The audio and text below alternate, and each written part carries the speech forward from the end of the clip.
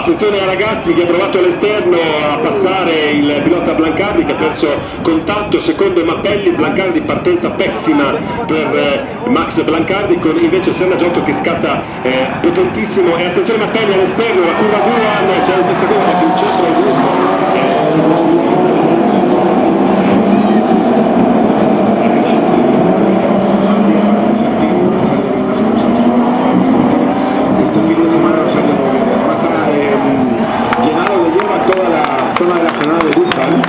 Con grandes problemas para el siguiente paso por la vía de Sarmiento, es líder con el 5, en el caso 101 Blancardi.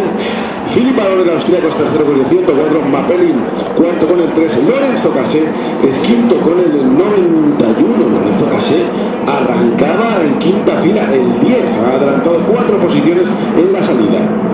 Sì, una partenza ottima quella di Serna Giotto, che si è parlato subito al comando, ha sfruttato l'improvviso accendersi del semaforo verde, che ricordo dà il via alla competizione.